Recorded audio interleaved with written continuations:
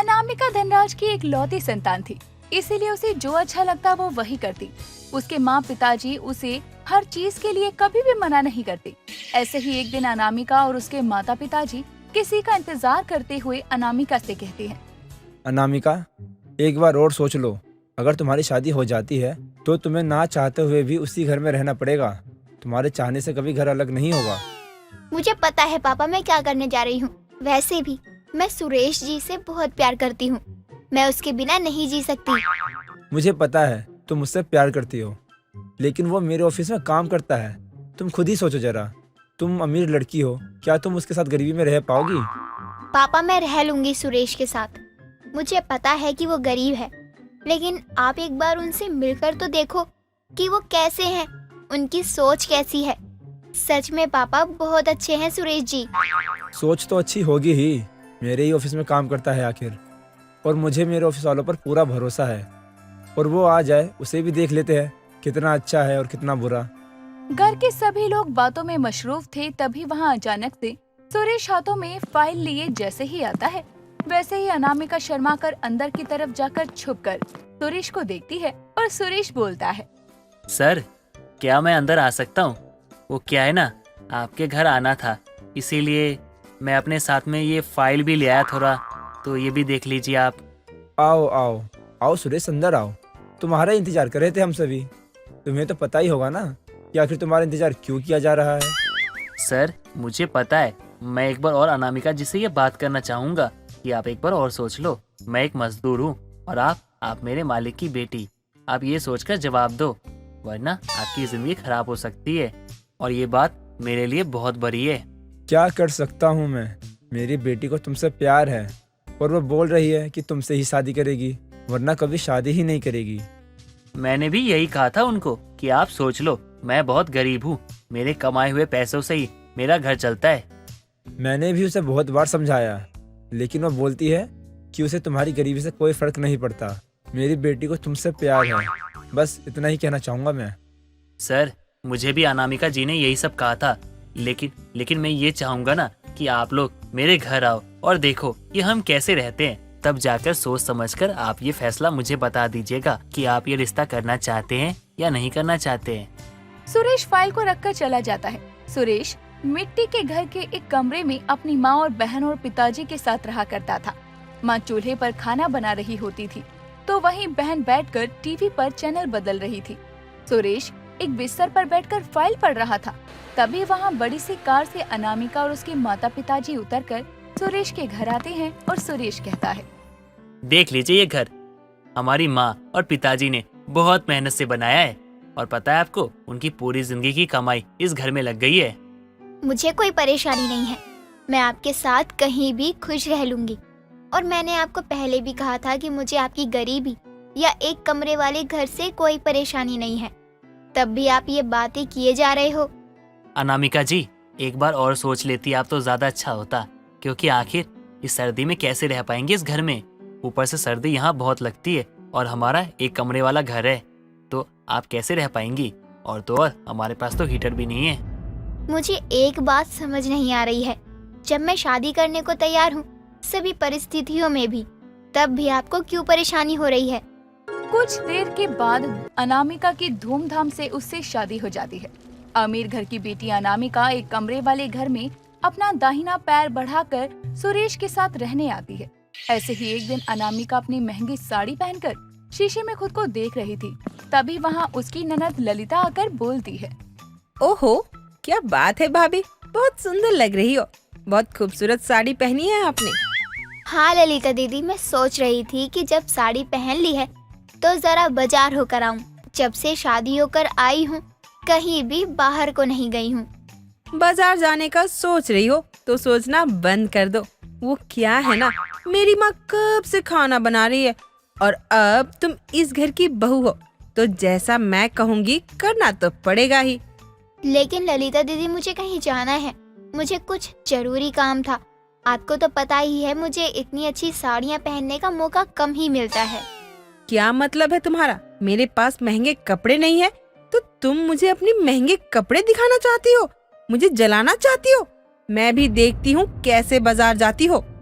ललिता दीदी, मैं आपसे कोई बहस नहीं कर रही, और आपने मुझे जब बोल ही दिया है कि मुझे बाहर नहीं जाना, तो मैं कहीं नहीं जाऊंगी। इतना बोलकर अनामिका चूल्हे के पास जाकर फूकने से आग जलाती है और रोटी बनाने लगती है। समय बीतता गया और सर्दियों का मौसम आ गया। एक दिन अनामिका अपना मेकअप किट ढूंढ रही थी। उसी वक्त ललिता चॉकलेट खाते हुए आती है और अनामिका कहती है, ललिता दीदी, आपने मेरा मेकअप किट कहीं देखा है क्या? वो क्या है ना, मुझे कहीं भी मिल नहीं रहा।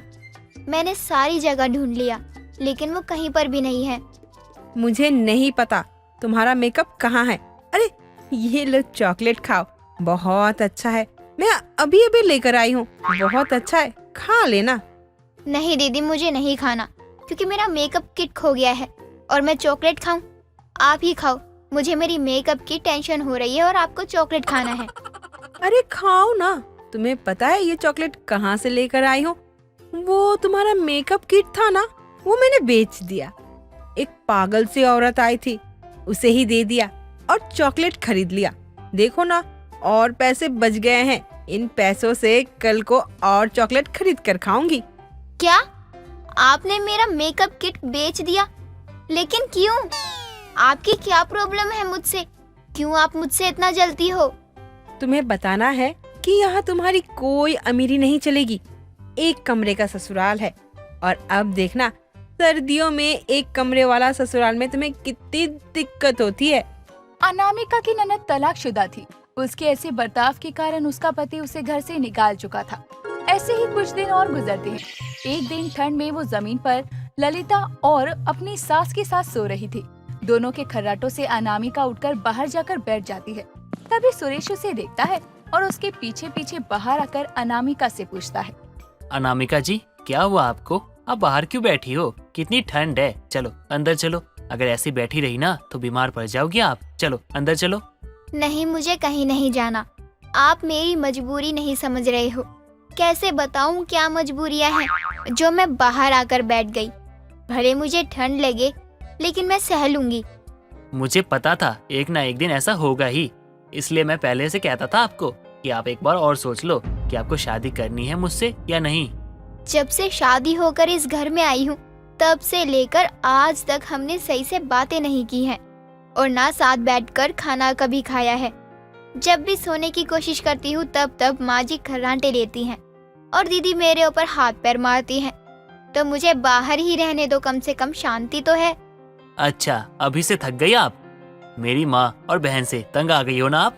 मैंने तो आपसे कहा था कि शादी सोच समझ के करो, लेकिन आप तो मानी ही नहीं। इसमें क्या गलती है मेरी? भला सब कुछ देखकर शादी किया आपने मुझसे। नहीं, मुझे माँ और बहन से कोई परेशानी नहीं है, न ही कोई शिकायत है। बल्कि मैं चाहती हूँ कि अब इस सर्दी में एक कमरे वाला ससुराल छोड़कर 3 कमरे वाला घर लें, जहाँ हम सब आराम से रह सकें और मैं और आप साथ में कुछ पल भी बिताएं। अच्छा, तो आपकी इच्छा ये है। आपकी इच्छा ना बहुत अच्छी है, लेकिन मैं इतने पैसे नहीं ला सकता कि मैं दूसरा घर ले सकूं। और आप तो जानती है ना कि मैं एक मजदूर हूँ। एक मजदूर इतना पैसा कहाँ से लेकर आएगा कि नया घर ले सके? और आप तो जानती हो ना कि ये घर मेरे माँ बाप के खून पसीने की मेहनत से बना है, तो मैं इसे छोड़ के कैसे जा सकता हूँ? नहीं, मैं ये नहीं कह रही कि आप इस घर को बेच दो। मैं चाहती हूँ आप मेरे पापा से कुछ मदद ले लो, ताकि हमें भी घर मिल जाए और अच्छे से रह भी सके हम सब। ठीक है, मैं यही करूँगा। बस खुश? आप तो खुश हो ना आप? अगर आपको कोई तकलीफ ना हो तो क्या हम आज की रात यहीं बैठकर कुछ बातें कर सकते हैं? सुरेश के ऐसा कहते ही अनामिका सुरेश के कंधे पर अपना सर रखती है और ढेर सारी बातें करने लगती है। अगली सुबह सुरेश धनराज के घर जाता है और उनकी मदद से 3 कमरे वाला मकान लेता है और अब सभी अपने अपने कमरे में रहते हैं और उस एक कमरे का मकान छोड़कर अब तीनों 3 कमरे वाले मकान में रहते हैं। राधा की अपनी बहू को लेकर बहुत सपने थे। उसने सोचा था वो अपनी बहू के साथ अलग अलग जगह घूमने जाएगी, उसके साथ शॉपिंग करेगी, रात को खाने के बाद टहला करेगी। लेकिन उसके सपनों पर पानी तब फिर जाता है जब एक सुबह उसका बेटा पंकज, एक पैर वाली लड़की जिसने खड़े होने के लिए बैसाखी का सहारा लिया हुआ था, उसके साथ अपने घर आया और आकर अपनी माँ से कहता है, माँ, मुझे पता है आपको ये जानकर हैरानी होगी और शायद आप मुझ पर बहुत गुस्सा करेंगी, लेकिन फिर भी मैं आपको बताऊंगा कि मैंने शादी कर ली है, वो भी इससे। ये रिया है, मैं इससे बहुत प्यार करता हूँ, इसीलिए मैंने आपको बिना बताए इससे शादी कर ली। क्या शादी कर ली, वो भी एक पैर वाली लड़की से? तुझे पता भी है तूने क्या किया है? मेरी बहू को लेकर मैंने हजारों सपने सजाए थे, जिसको तूने पल भर में तोड़ दिया। कैसा बेटा है तू? 4 दिन के प्यार के चलते अपनी माँ के सपनों को चकनाचूर करते हुए तुझे शर्म नहीं आई? माँ मैं जानता हूँ मैंने गलत किया, लेकिन मैं क्या करता, सिचुएशन ऐसी हो गई। वो मेरी पंकज जी मैं बात करती हूँ। माँ जी मानती हूँ, मेरी इस हालत को देखकर आपको लग रहा हो कि आपके बेटे ने किससे शादी कर ली, लेकिन मैं आपसे वादा करती हूँ, मैं अपनी इस कमी को कभी भी अपनी जिम्मेदारियों के बीच नहीं आने दूंगी। चुप, एकदम चुप।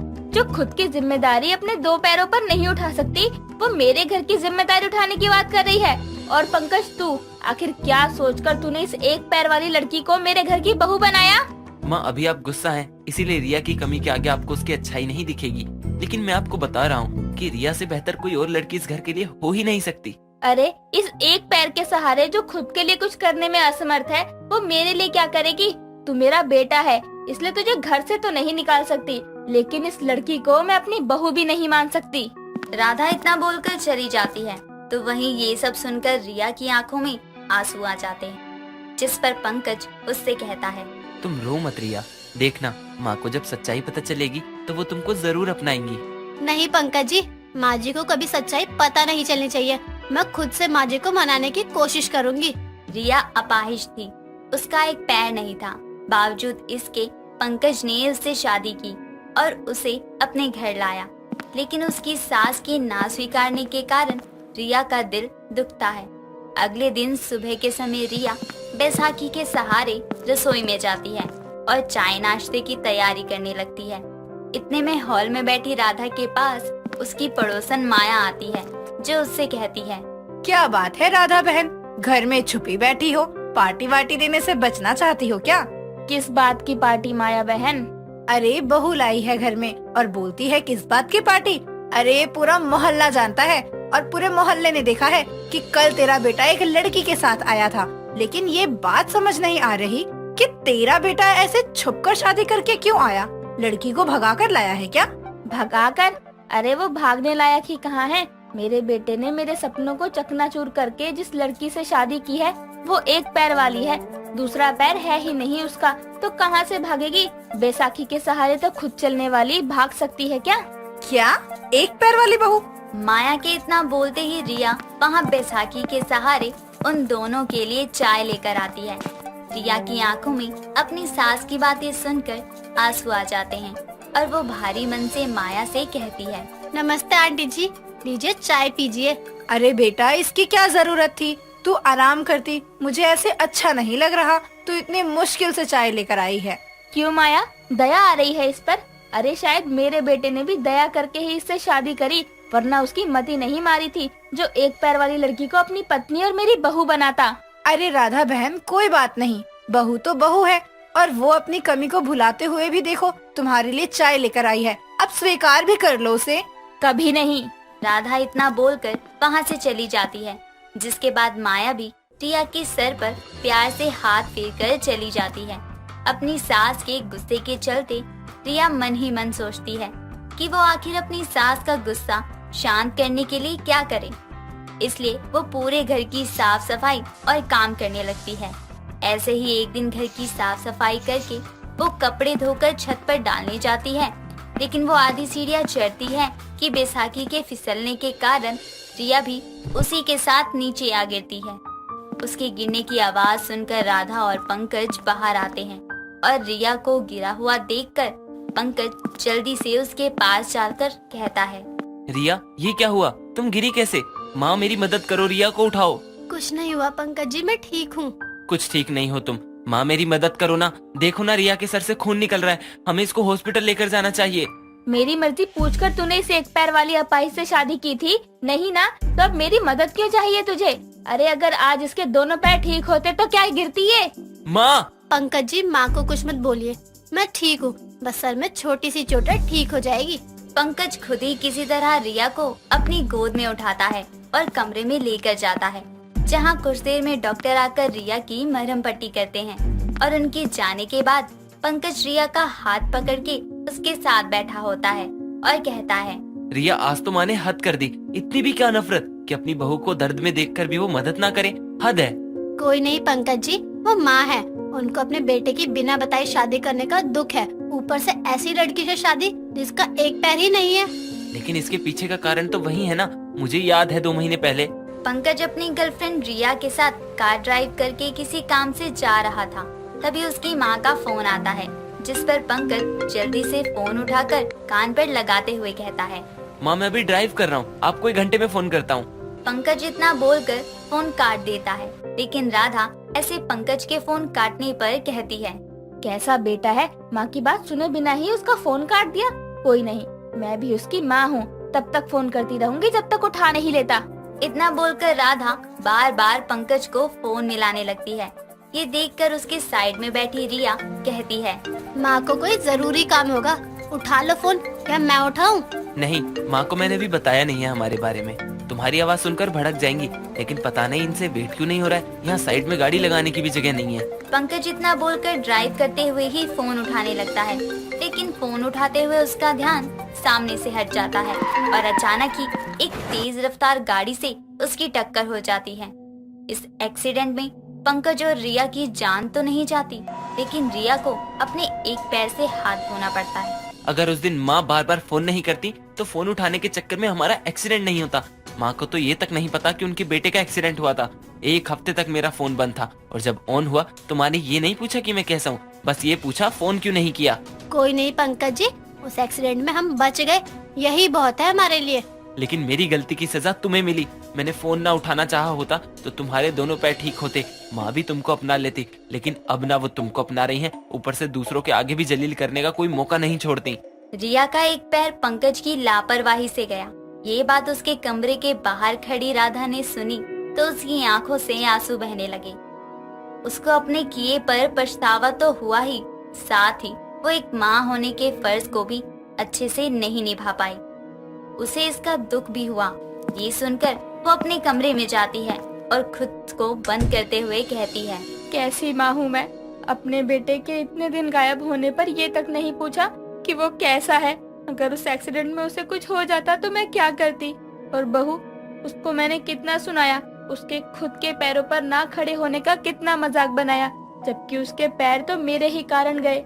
लेकिन अब मैं अपनी गलती सुधारूंगी, बिना ये बताए कि मुझे ये सच्चाई पता है, वरना मेरे बच्चे मेरे बदले हुए स्वभाव को मेरी दया समझेंगे।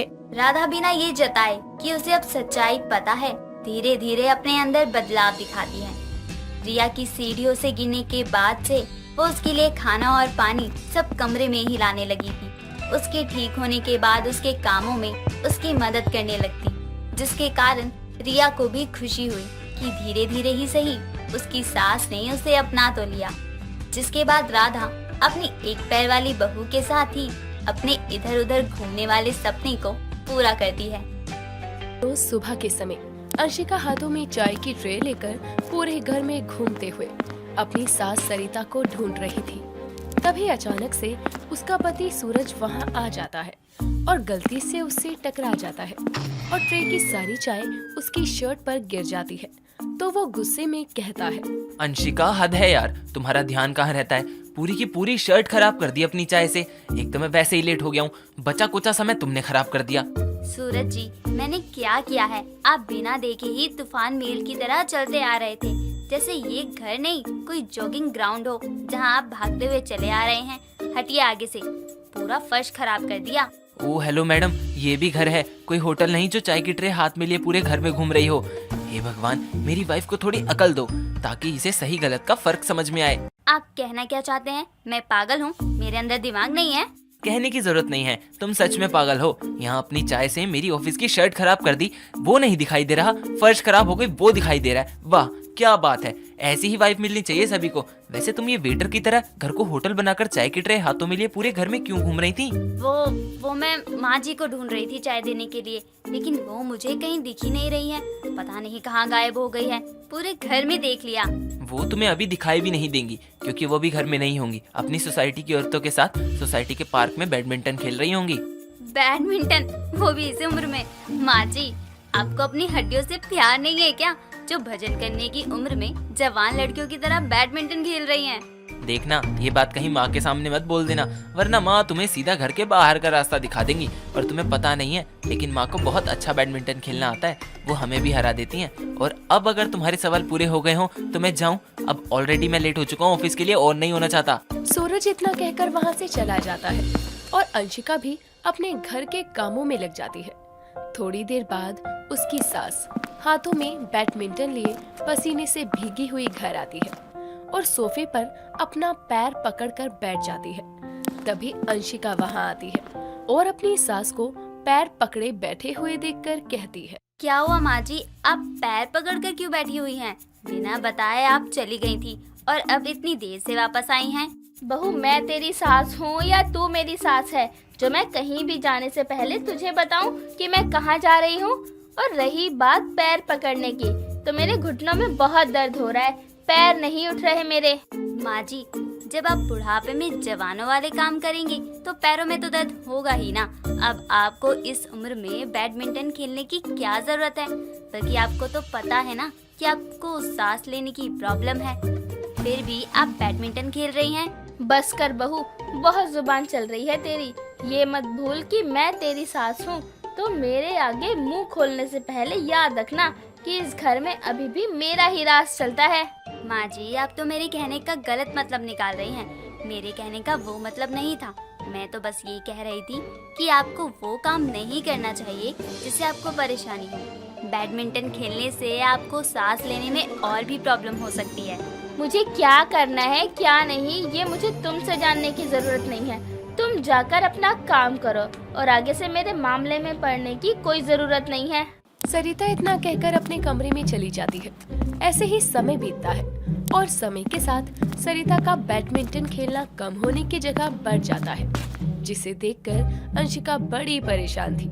उसके लाख मना करने के बाद भी सरिता उसकी एक बात नहीं सुनती थी। ऐसे ही थोड़ा समय और बीतता है। तभी एक रोज सरिता अपनी सोसाइटी की औरतों के साथ पार्क में बैडमिंटन खेल रही थी। तभी अंशिका वहाँ आती है और अपनी सास को रोकते हुए कहती है, माँ जी बस करिए, कितना बैडमिंटन खेलेंगी, आप परेशान हो जाएंगी। अभी कुछ ही दिन पहले आपके घुटनों में दर्द हो रहा था ना, और आपकी सांस भी बढ़ गई थी, इसलिए मैं मना कर रही हूँ, मत खेलिए। भगवान जी, ये बैडमिंटन खेलने वाली सास मेरी ही किस्मत में लिखना जरूरी था क्या? बहू, तू जाकर वहाँ बेंच पर बैठ जा। बस मेरा बैडमिंटन का गेम अभी खत्म ही होने वाला है, उसके बाद चलते हैं। अभी मुझे डिस्टर्ब मत करियो। माँ जी बस करिए, आपने सुबह से कुछ खाया भी नहीं है, चलकर कुछ खा लीजिए, उसके बाद अपना बैडमिंटन खेलने का शौक पूरा कर लेना। बोला ना बहू, जाकर बेंच पर बैठ। अभी कुछ नहीं, और तुझे ज्यादा भूख लगी है तो तू घर चली जा, मैं बाद में आकर खा लूंगी। अपनी सास की बात सुनकर अंशिका गुस्से में जाकर पार्क में बड़े बेंच पर बैठ जाती है और अपनी सास का बैडमिंटन मैच देखने लगती है। तभी अचानक भागते हुए सरिता का पैर फिसल जाता है और वो चिल्लाते हुए जमीन पर गिर जाती है, जिसे देखकर वहाँ खड़ी और औरतें उस पर जोर जोर से हंसने लगती है। तभी उनमें से एक औरत हंसते हुए कहती है, सरिता, सिर्फ बैडमिंटन लेकर घूमने और उसको खेलने का शौक रखने से बैडमिंटन नहीं खेला जाता है। उसके लिए ताकत और जान की भी जरूरत होती है, जो कि अब तुझ में नहीं है। उम्र हो गई है तेरी। सही कह रही है तेरी बहू एकदम। आंटी जी, वैसे उम्र आपकी भी कुछ कम नहीं है मेरी सास से, और खेल चाहे जो भी हो, उसमें गिरना संभलना तो लगा ही रहता है। उम्र के हिसाब से आपको भी भजन कीर्तन करना चाहिए, लेकिन आप तो यहाँ खड़ी होकर मेरी सास पर कमेंट पास कर रही हैं, या तो लोगों की चुगलियाँ करती रहती हैं, और काम ही क्या है आपको।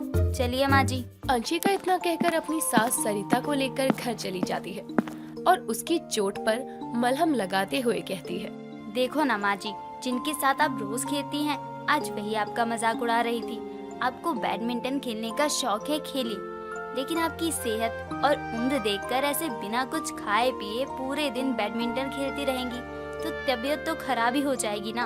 अब आप कहीं नहीं जाएंगी, आराम करेंगी। मैं आपके लिए हल्दी वाला दूध लेकर आती हूँ। अंशिका इतना कहकर हल्दी वाला दूध लेने रसोई में जाती है। थोड़ी देर बाद वो एक ग्लास में दूध लेकर आती है और अपनी सास को देकर वहाँ से चली जाती है।